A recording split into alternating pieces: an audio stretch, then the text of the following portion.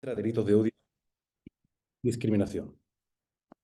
Vamos a grabar la sesión también para que lo sepáis todas y todos. También vamos a contar con Cristina de la Serna. Ella dirige el Departamento de Igualdad y Lucha contra la Discriminación de la Fundación Secretariado Gitano. Está con nosotros también Alberto Matilla. Él viene en calidad de representante de la Oficina Nacional de Lucha contra los Delitos de Odio. Además, vamos a tener a personas que además yo conozco bien por el gremio. En primer lugar, a Miquel Ramos, amigo periodista especializado en discurso de odio, un gran referente en la materia, sino el principal aquí en España. Tenemos también a Natalia Díez. Ella es una de las coordinadoras de Maldita.es. Creo que conoceréis esta organización, pero bueno, el gran referente, yo diría que en castellano y a nivel internacional, en la lucha contra la desinformación y los bulos. Ella coordina en específico Maldito Bulo, que es una de las secciones de Maldita.es. Tenemos a Silvia Koniecki. Ella es subdirectora de Planificación y Desarrollo de la Red Acoge, una organización muy, muy respetada, un gran referente en la lucha contra la discriminación, en defensa de los derechos de las personas migrantes, de los derechos de las personas en riesgo de exclusión social. Y creo que no me olvido a nadie, y si me olvido a alguien, por favor, me lo decís y me regañáis, pero creo que con esto estamos listos. Si os parece bien, vamos a dar comienzo ya al primer bloque. Hago una escueta introducción. em, es un buen punto de partida, porque aunque aporofobia es un término con el que todos estamos, todas estamos más o menos familiarizados, es cierto que puede haber puntos de vista diferentes. No es lo mismo la forma de abordar este tema desde el periodismo, desde la filosofía, el derecho, incluso el ámbito político. Así que yo os animo bueno, a ser concisos y concisas. Vamos a tener primero 5 minutitos para abordar esta cuestión, para ver cómo lo definimos. Y para ello quiero darle en primer lugar la bienvenida a, un segundito, María Jesús. Creo que te va a tocar a ti empezar. Sí, María Jesús Raimundo. Fiscal, permíteme comenzar con una pregunta muy directa. ¿Qué entiendes, y te estoy tuteando si me permites, qué entiendes tú por aporofobia desde tu ámbito, desde el ámbito jurídico, y cuál dirías escuetamente que es la situación de la aporofobia en nuestro país? Muy bien, muchas gracias. Buenos días a todas y a todos. Mis primeras palabras son de agradecimiento a todos los organizadores, a todas las entidades, a José por tu amable presentación. Además, un día especial para todos los Josés. Y bueno, pues empiezo también con una promesa y es de brevedad. Tenemos 5 minutos para cada uno en su materia, pues abordar de alguna forma conceptualmente este término. Creo que todos sabemos pues, que el término de aporofobia lo relacionamos con la obra de Adela Cortina del año 2017, en el que pues, nos enseña un poco la procedencia o el concepto a nivel filosófico, como el rechazo, la aversión a todas las personas que por su situación socioeconómica pues, tienen ese nivel de pobreza. No solamente a nivel filosófico, sino que luego este término se acuñó por la Real Academia de la Lengua y ya empieza, pues, nos empezamos a familiarizar con él. Sin embargo, a nivel jurídico, a nivel, pues, a nivel de código penal, por así decirlo, aunque hemos intentado con muchas reformas de las que luego haré mención, que el móvil discriminatorio por cometer cualquier tipo delictivo hacia una persona que se encuentre en una situación de extrema pobreza vaya siendo acuñado a nivel de ley y que pueda ser abordado como una agravante de discriminación, realmente es algo bastante reciente. Eso además tiene un resultado y tiene una connotación que desde luego es totalmente directa con el tema de los datos. Quiero decir, la aporofobia, tal y como la podemos concebir como cualquier tipo de motivo de discriminación que pueda llevar a una persona a elegir concretamente a una víctima por esa situación concreta de pobreza y a agredirla, a robarle y demás, y todo el código penal que le pueden hacer a una persona en esa situación, eso ha existido siempre. Pero a nivel de recuento, a nivel de recopilación de datos para poder abordar mejor este fenómeno, realmente nos encontramos con una dificultad asombrosa y que para hacer frente a esta recopilación de datos, pues hemos tenido que acudir a todo tipo pues de registros de carácter artesanal. No tenemos ningún registro público oficial Y al final el tema de los datos es totalmente relevante porque los datos ponen cifras al sufrimiento humano y los datos pueden hacer que se puedan conllevar determinadas políticas criminales para intentar combatir este fenómeno. Sin más, os puedo, una vez ya que os he acercado al concepto jurídico de todo delito que se comete por este motivo discriminatorio, os hago un resumen de cómo se ha podido abordar este fenómeno antes de las leyes que voy a comentar. En un primer momento, cuando se cometía cualquier tipo de delito hacia una persona que estaba en esta situación de extrema pobreza, y tenemos ejemplos pues, desde que les hayan orinado, desde que les hayan asesinado en un cajero automático, desde que les hayan hecho comer pues, unas galletas con dentífrico dentro o incluso rociarles con algún tipo de spray y demás, como estos hechos surgieron antes de que estuviera en vigor esta agravante de discriminación, para detectarlos y darles un poco pues, la ubicación que deberían de darse, pasamos de concebirles de un delito leve a un delito contra la integridad moral. Me explico. El delito leve, según el Código Penal, es aquel que está castigado con una pena leve, que pueden ser multas, trabajos en beneficio de la comunidad, y tienen además unos antecedentes penales desde hace relativamente poco, que es como alrededor de unos 6 meses. Bien, pues lo que consideramos del todo injusto es que este tipo de situaciones al final se consideraran como un delito leve porque éramos incapaces de encajarlas en otro tipo del Código Penal. Y si no se puede encajar en un tipo del Código Penal, realmente no se puede abordar a nivel judicial. De ahí del delito leve, a través de determinadas observaciones y sugerencias que se hacían, entre otras, en la memoria de la Fiscalía General del Estado, se vio que estos hechos deberían ser encajados en un delito contra la integridad moral. Este delito contra la integridad moral está contemplado en el artículo 173 del Código Penal y se refiere pues, al que menoscabare moralmente a una persona o consiguiera degradarle o humillarle. Pero todavía también se quedaba insuficiente porque realmente cuando veíamos que todas estas motivaciones que podían conllevar delinquir contra una persona o una víctima que está en esta situación de extrema pobreza tenía que ver por ese móvil discriminatorio y por haberla elegido de una forma gratuita y además por esa situación que tiene, entendíamos que dado que había otros motivos de discriminación que se recogían en el Código Penal, también tenía que estar recogido este motivo de discriminación que es la aporofobia y además con ese término que de alguna forma pues nos enseñó la profesora Adela Cortina. ¿Cuándo se viene a integrar este concepto de aporofobia tal cual?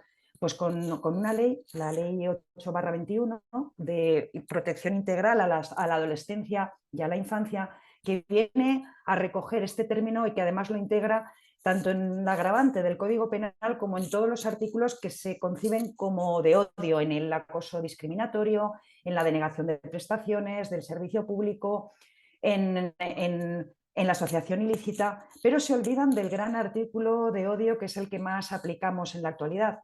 Se olvidan del 510, que es un artículo que recoge tanto el discurso de odio como el ataque a la dignidad. Tenemos que esperar hasta la ley de igualdad. Perdón, Sí, disculpa, María Jesús. sí, Te interrumpo en la parte más interesante. Termina, sí. pero vamos. Simplemente os anuncio Sí. que hasta que no entró en vigor la Ley de Igualdad de Trato el 13 de julio del año 2012, no hemos podido, pues de alguna forma, calificar los hechos o integrar esta agravante en los hechos o en los escritos de acusación del Ministerio Fiscal, ni tampoco se recabarán sentencias con esta agravante. Y por eso las cifras que nos dan es que hay muy pocos sentencias, muy pocos escritos de acusación, pero no significa que no haya habido hechos relativos de odio a estas personas, sino que no se han podido contar ni descifrar hasta que no ha existido esta agravante en el Código Penal y hasta que no hemos podido registrarlos con este tipo de agravante. Por lo tanto, de ahí lo que planteo es la dificultad absoluta en tener unos datos fiables, primero por la dificultad en registrarlos y segundo por el tema de la infradenuncia, que en mi segunda intervención me referiré a ello y cómo abordarlo. Nada, muchas gracias. Gracias a ti, María Jesús. Bueno, esto empieza fuerte. A mí ya se me ocurren muchas preguntas, pero ahora le voy a dar paso a Cristina de la Serna, de la Fundación Secretariado Gitano. Cristina, buenos días y si puedes, escuetamente cuéntanos cómo entendéis vosotras y vosotros desde la Fundación la cuestión de la porofobia y cómo, no sé, qué diagnóstico hacéis de la situación de la porofobia en España. Muy bien, muchas gracias, José. Me uno a los agradecimientos y también a tus felicitaciones por el Día de tu Santo. Nada, bueno, yo creo que María Jesús ha hecho una definición excelente y muy completa, además refiriéndose a la obra de Adela Cortina, que fue quien desde la doctrina vino un poco a popularizar este término de la porofobia, que es un término más o menos reciente, pero es una situación antigua, tan antigua como la humanidad probablemente. Y quizás a todo lo que ya se ha comentado, yo quería añadir otra idea, que es la idea de la interseccionalidad, ¿vale? Es el hecho de que cuando hay aporofobia, muchas veces hay una intersección con otras situaciones de discriminación, con otras vulnerabilidades, con otras situaciones que en definitiva vienen a situar a las personas en una posición desfavorecida en los distintos ejes estructurales que hay de discriminación en nuestra sociedad, ¿no? Y es que, por supuesto, que la aporofobia como hecho aislado existe. Existe el odio, la aversión hacia las personas pobres. Eso no quiero decir que no exista. Desde luego que existe como hecho aislado. Pero es que la realidad es que muchas veces, como os decía, hay otras situaciones como puede ser la condición migratoria, como puede ser la discapacidad, como puede ser temas de salud mental y, por supuesto, como puede ser el tema del origen racial o étnico minoritario de las personas. Y sobre este tema, claro, me voy a centrar más en la situación de la comunidad gitana, que es la que conocemos mejor por nuestro ámbito de trabajo, pero probablemente esto sea extrapolable a otros ámbitos, ¿no? Entonces, sobre esto me gustaría dar como cifras clave, ¿no? Que nos ayudan a ver esta situación de interseccionalidad, ¿no? Primero, hay datos que nos hacen ver que hay mucha más pobreza entre las personas gitanas, ¿no? De hecho, según un informe del año 2018, vimos que dentro del pueblo gitano hay una tasa AROPE de personas que están en riesgo de pobreza del 92%. Esto tiene que darnos una medida de las cosas, ¿no? En el caso de la pobreza infantil, que es verdad que estamos en un país con unas cifras vergonzosas, ¿no? Hace muy poco, de hecho, se publicaron nuevos datos y tenemos unas cifras alarmantes de pobreza infantil que deberían darnos, bueno, son totalmente incompatibles con el Estado de Derecho, pero en el caso del pueblo gitano tenemos un 89% de los niños y niñas gitanos que se encuentran en situación de pobreza. Entonces, claro, ¿cómo no va a haber una interseccionalidad entre la porofobia y el antigitanismo, verdad?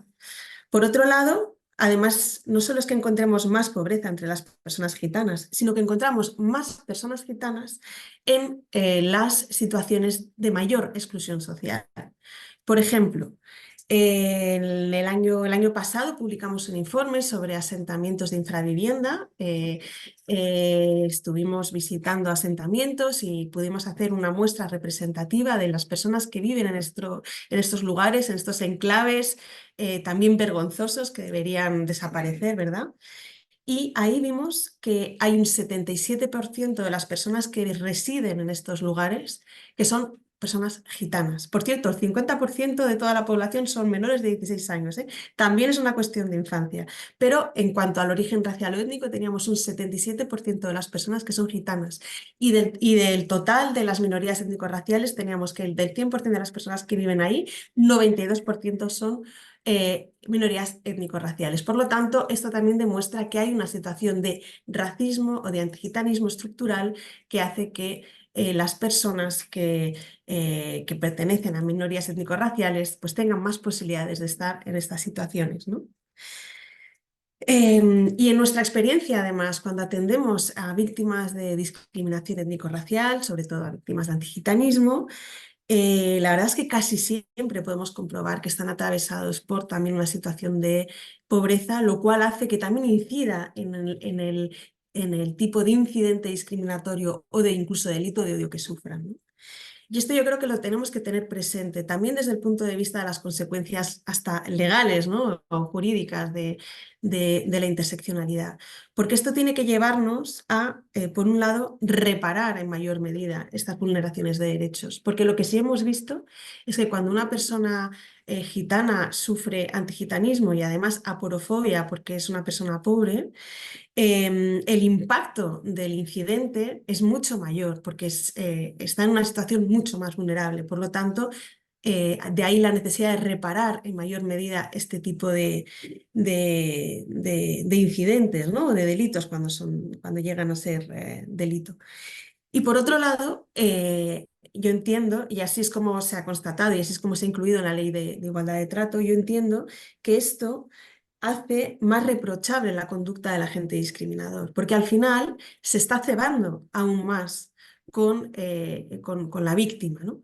Al final, si ves que eres una persona gitana y pobre, probablemente digas, bueno, pues si no le dejo entrar en el bar, o si le excluyo, o si no le contrato en esta oferta de trabajo, ¿qué va a hacer si es que no tiene forma de defenderse, porque no tiene a lo mejor un nivel educativo, etcétera, ¿no? Cristina, Eh, sí, perdón. permíteme, perdóname que te interrumpa. Ve terminando, que esto es una... Sí, es que ya estaba terminando. Perfecto, perfecto. Sí, sí, sí, sí. Nada, Permíteme. con esto, bueno, básicamente con esto terminaría, con el hecho de que la aporofobia suele interseccionar con otras vulnerabilidades y cuando es así debería repararse más y debería castigarse más. Esto es todo. Gracias, Cristina. Cristina pone sobre la mesa la palabra interseccionalidad, dibuja además el círculo vicioso que hay a veces. Yo de esta forma quiero darle el paso ahora a Alberto Matilla. Él está un poco a medio camino porque él representa a la Oficina Nacional de Lucha contra los Delitos de Odio y tiene que ver la parte legal, pero también la parte comunicativa. Alberto, buenos días. Te pregunto, te hago la misma pregunta. ¿Cómo entiendes o cómo entendéis vosotros la aporofobia y cómo veis que está el panorama en España ahora mismo? 5 minutos. Muchas gracias. Nada, voy a ser breve porque los conceptos jurídicos y como han hecho muy bien doña María Jesús Raimundo y muy bien también Cristina, pues la introducción está hecha. Yo voy a ir a ceñirme y voy a ser más breve con respecto a la definición que maneja la Oficina Nacional de Lucha contra los Delitos de Odio. Bueno, antes de nada, gracias a los organizadores, felicidades a los José, a ti José, a los padres y un saludo especial a todos mis compañeros ponentes. Decir que nuestra definición que manejamos desde el año 2013 es la de motivación del hecho que debe ser el odio o rechazo al pobre. O sea, recoge aquellas expresiones y conductas de intolerancia referidas al odio, repugnancia u hostilidad ante el pobre, el sin recursos, el desamparado. Este término, simplemente por dar un dato anecdótico, agregando un poco lo que ha comentado la fiscal, pues se menciona 11 veces en el Código Penal, o sea, se menciona en el artículo 22, en el 314, en el 510, en el 511, 12 y en el 515. Nosotros manejamos esta definición que ha ido evolucionando desde el año 2013, que fue el primer año que publicamos el primer informe de evolución de delitos de odio hasta la actualidad. El último publicado es el de 2022. Que es al que me voy a referir un poco para poner en relieve la situación de nuestro país. Desde el Ministerio del Interior hacemos acopio de todas las denuncias que se formulan en todas las comisarías, Policía Nacional, Guardia Civil, Mossos, Ertzaintza, etcétera, y en base a esas denuncias que se recoge se elabora un informe de evolución estadístico. Bueno, pues partiendo de la base, como ha dicho muy bien la fiscal, de que en España tenemos en torno a una tasa de infradenuncia, según la FRA y una encuesta propia del 80-90%, pues podemos ver que los datos que se han publicado en este último informe de 2022, pues tenemos un incremento con respecto al año anterior del 70%, ¿no? En cuanto a hechos conocidos respecto a 2021.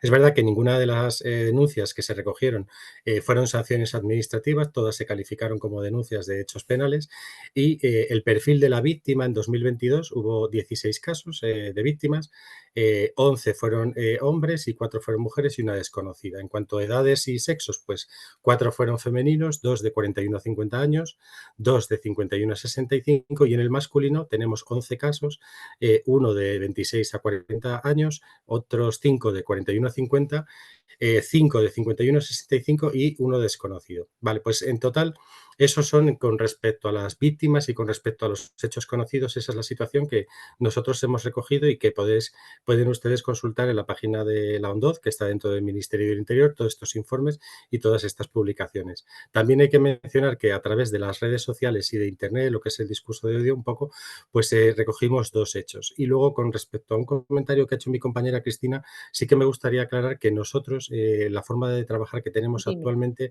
los 2 ámbitos que tenemos, tanto el de aporofobia como antigitanismo, los tenemos desagregados para una mejor comprensión del fenómeno y también para dar visibilidad pues, a los 2 fenómenos. Un poco es lo que quería decir. Y luego ya creo que mi parte es suficiente, no me voy a alargar más porque ya digo, mis compañeras ya han introducido muy bien el término y un poco la situación. Pues muchas gracias, Alberto. Y ahí salvamos un par de minutillos, así que yo ahora le doy paso a Miquel Ramos. Miquel, tú eres periodista, llevas muchísimo tiempo cubriendo el amplio espectro de todo lo relativo a delitos de odio, incluida la discriminación contra las personas en situación de pobreza. ¿Cómo entiendes tú la aporofobia? ¿Cómo crees que está la situación en España ahora mismo? Bueno, en primer lugar, gracias por la invitación y enhorabuena también por vuestro trabajo y por prestar atención a esto. Yo creo que es muy importante que empecemos a hablar no solo sobre aporofobia, sino incluso a reflexionar sobre eh, la aplicación y la conceptualización de los delitos de odio en España. Creo que es un gran reto y creo que precisamente la infradenuncia y muchos otros indicativos nos apuntan en que quizás deberíamos dar una vuelta a cómo estamos haciendo. Lo digo porque yo estuve batallando mucho antes de que estuviera esta ley con otra gente para que estuviera esta ley, ¿no? Entonces, sinceramente, pues esto daría para otro debate, pero sí que es cierto que eh, eh, creo que es necesario que la gente que trabajamos en estos ámbitos, más allá de colgarnos medallas, pues intentemos mejorar, ¿no? Todo este asunto que es imprescindible para que cualquier sistema democrático pues funcione.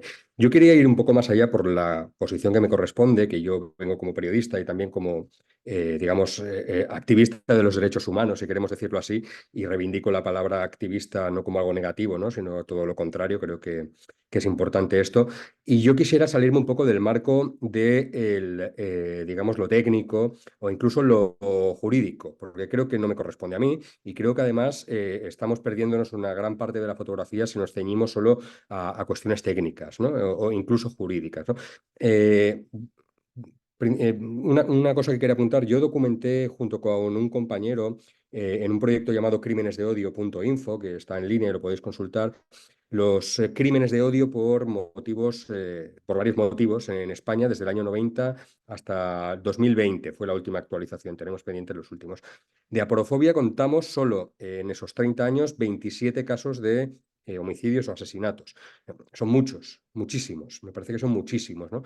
Y estudiando caso por caso, nos dimos cuenta de realmente de ese corpus ideológico, ese prejuicio que había dentro de la porofobia y es algo que nos causaba mucho terror, ¿no? De pensar cómo alguien era capaz, ¿no? De cometer, además, eran los crímenes habitualmente más atroces, ¿no? De los que habíamos documentado porque eran estas vidas sin valor, ¿no? Que nadie reclamaba por ellos y que no tenían ningún amparo, digamos, ni social, ni siquiera institucional en muchos casos, ¿no?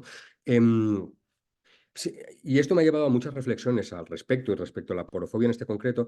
Y yo creo que es muy importante sacarlo de este marco para intentar entender que no podemos ceñirnos únicamente al odio o al menosprecio a las personas pobres y ubicarlo solo en un hecho, en un delito, digamos, de una persona a nivel individual, ¿no? Que comete un delito contra una persona. Yo creo que nos perdemos una gran parte de la foto, como decía, si no entendemos que esto forma parte de una ideología, que es la ideología imperante y que la estamos viendo día tras día en los medios de comunicación, en las redes sociales. Hoy en día, pues voy a poner los ejemplos de estos influencers, ¿no? Que hacen de la meritocracia, ¿no? Y del tú eres un pringao porque quieres, ¿no? Y no eres rico porque no te esfuerzas, ¿no? Por ejemplo, ¿no? Todo esto, claro, esto va creando esto forma parte de una ideología, obviamente, la ideología neoliberal, ¿no?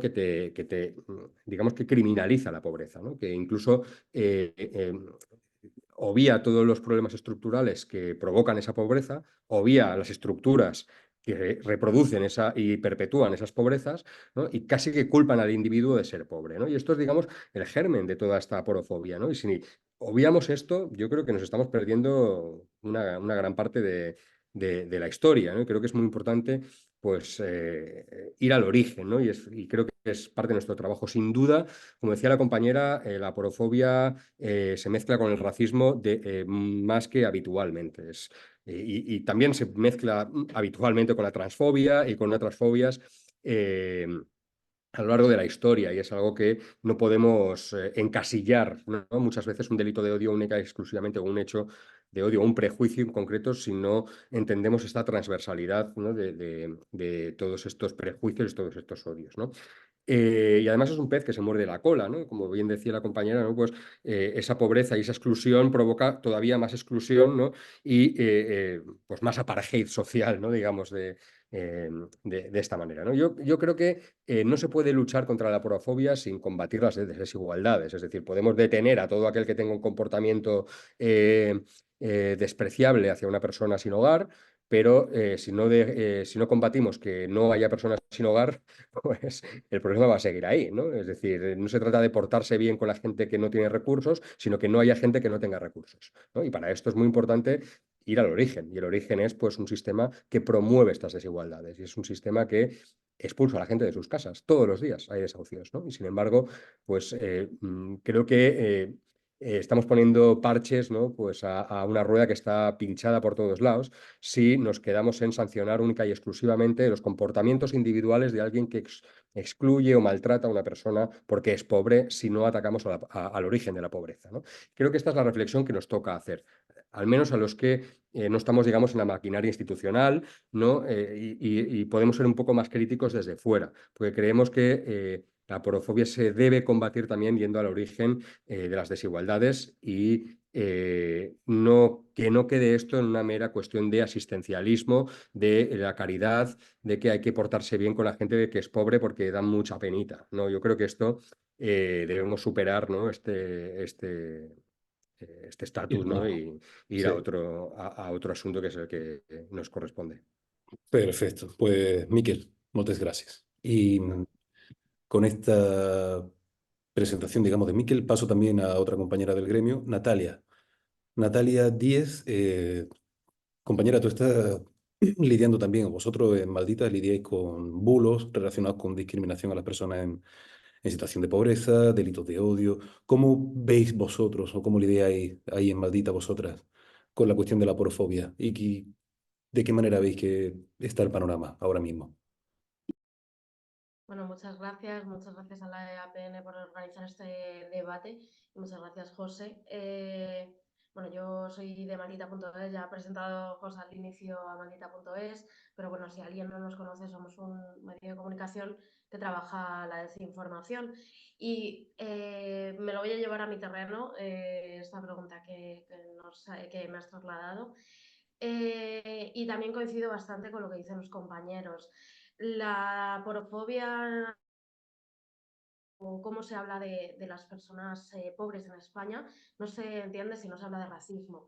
A través nosotros en Maldita.es analizamos el discurso que se hace de ciertos colectivos a través de la desinformación y a través de los bulos lo que vemos es que habitualmente se hace una separación entre una persona que está en una situación de vulnerabilidad económica si es española o una persona que se encuentra en una situación de vulnerabilidad económica si es extranjera o si es racializada o también si es gitana.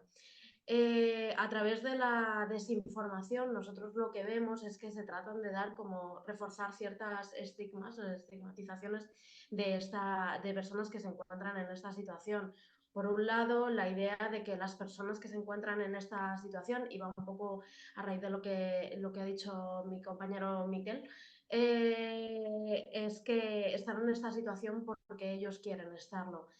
A través de la desinformación, a través de los bulos, se trata de reforzar la idea de que son personas que en realidad lo que están haciendo es intentar aprovecharse del sistema, intentar aprovecharse de ayudas sociales que se facilita por parte de las administraciones para intentar solventar esta situación en la que se encuentran determinadas personas. Y a través de los bulos lo que se trata de hacer creer es que en realidad están recibiendo ciertas ayudas sociales, pero no las necesitan. Luego también la otra idea que se trata de reforzar a través de la desinformación es la diferenciación entre, como decía al inicio, entre personas extranjeras o personas racializadas y personas españolas o no racializadas, que a través de los bulos, bueno, pues se relaciona que si no eres racializado eres español, si eres racializado eres extranjero. Y se trata de hacer un enfrentamiento entre ambas grupos de personas, haciendo pensar o reforzando la idea de que las personas españolas no racializadas se encuentran en una situación de aún más vulnerabilidad porque se encuentran fuera, al final no pueden acceder a estas ayudas porque vienen de fuera a quitárselas. Y se aprovechan, tienen privilegios estas personas que vienen de fuera a pesar de no necesitar este tipo de ayudas. Para combatir la aporofobia y para combatir también la desinformación que ataca a las personas en esta situación, hay que también combatir el racismo, hay que combatir también, y esto igual resulta extraño, la islamofobia, porque también a través de los bulos se trata de reforzar que las personas musulmanas, aparte de que las extranjerizan continuamente, se las señala o se las encasilla como personas que se aprovechan del sistema. De nuevo, esa vuelta a la idea de que son colectivos, ya solo por el hecho de profesar una religión concreta, se aprovechan del sistema y reciben, además, tienen una serie de privilegios a la hora de acceder a estas ayudas, cosa que, bueno, pues nosotros a través de nuestro trabajo diario tenemos que estar continuamente desmontando que esto no es así, no por tener una religión, no por tener un color de piel, no por tener una procedencia, tienes un privilegio a las ayudas sociales. Y luego pues también se trata de reforzar la idea de que hay un complot para que pues, se les privilegie y se les mantenga este supuesto privilegio para acceder a estas ayudas. En todo momento se trata de reforzar la idea de que una persona que está en una situación económica, una persona blanca que es española, que está en una situación económica complicada, va a estar excluida de todas estas ayudas o atenciones por parte de las administraciones y poner aquí como el causante las personas que son racializadas, extranjeras o musulmanas. Pues Pues gracias, pensar, Natalia. espero haberme acogido al tema. Maravilla, oye, matemática pura, gracias.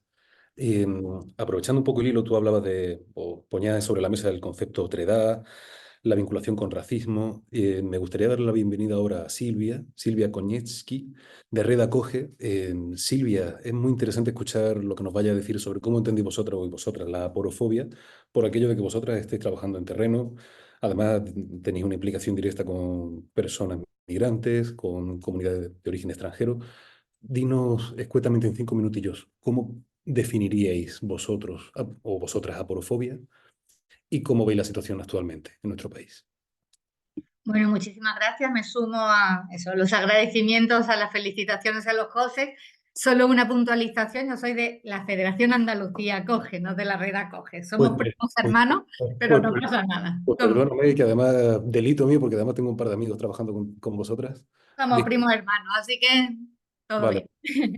Y desde Andalucía Acoge, ¿qué tal? ¿Cómo estáis viendo el tema? Vosotros que estáis en terreno. Pues sí, a mí me parece muy interesante muchas de las cuestiones que han dicho los compañeros. Yo no quiero repetirme, pero sí me parece importante que más allá de las cifras de agresiones o los datos sobre la proliferación de los discursos de odio, coincido con Cristina en que es interesante ahondar en la mirada interseccional, ¿no? Porque esto nos permite enfocar esta realidad en toda su complejidad.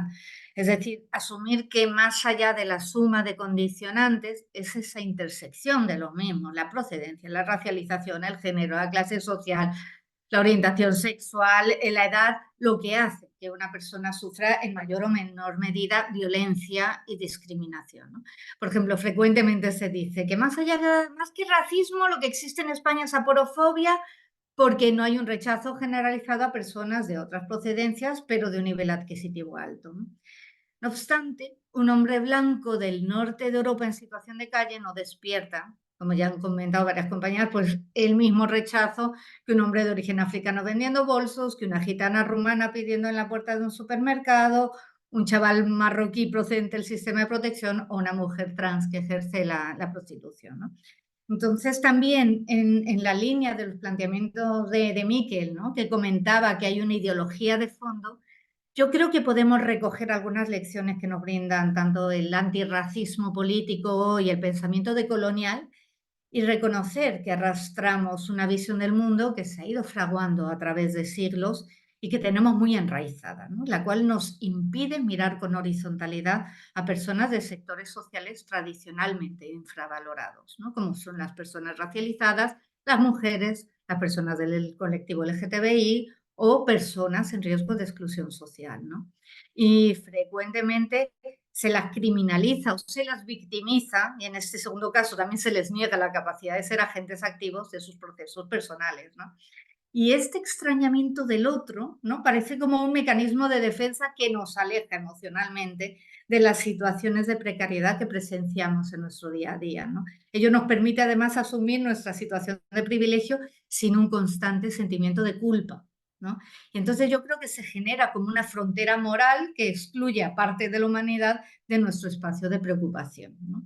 Y de esta manera se genera un discurso que normaliza y legitima la violencia y alimenta la indiferencia, ¿no? Entonces, una consecuencia de esta mirada es la normalización de situaciones que no deberían ser normales, ¿no? En el caso de la inmigración, pues vemos las noticias sobre miles de personas que se ven obligadas a migrar, empujadas por la miseria, la falta de perspectiva de futuro, sufriendo violencia en el camino, arriesgando sus vidas. Conocemos las situaciones de explotación, chabolismo, violación de derechos en los asentamientos agrícolas. Presenciamos como muchas mujeres de origen migrante solo encuentran trabajo en el empleo doméstico, al margen de cuál sea su formación, su profesión en el país de origen. Y del mismo modo, normalizamos la exclusión social que presenciamos de forma cotidiana en nuestro día, ¿no?, en las calles, ¿no?, con una mirada de indiferencia que en muchas ocasiones activa, a su vez, resortes emocionales que generan rechazo, ¿no? Entonces, como señalaba Natalia, frecuentemente se culpabiliza a las personas en situación de calle o de exclusión social de esta situación en que se encuentran, ¿no?, argumentando que no quieren adaptarse a normas sociales o que solo quieren vivir de las ayudas, ¿no?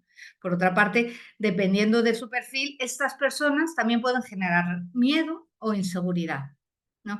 Y es aquí donde se activan muchas veces estereotipos concretos y juega un importante papel la intersección de las discriminaciones, ¿no? El rechazo a menores extranjeros no acompañados, la población gitana, las personas con posibles problemas de salud mental, personas procedentes de determinados barrios, etc. ¿Vale? Yo lo dejo aquí para no extenderme mucho más. Pues maravilloso, Silvia. Y oye, enhorabuena por el trabajo que hacéis, ¿eh? Nosotros en Por Causa seguimos muy de cerca lo que estáis haciendo en Almería en concreto. Paso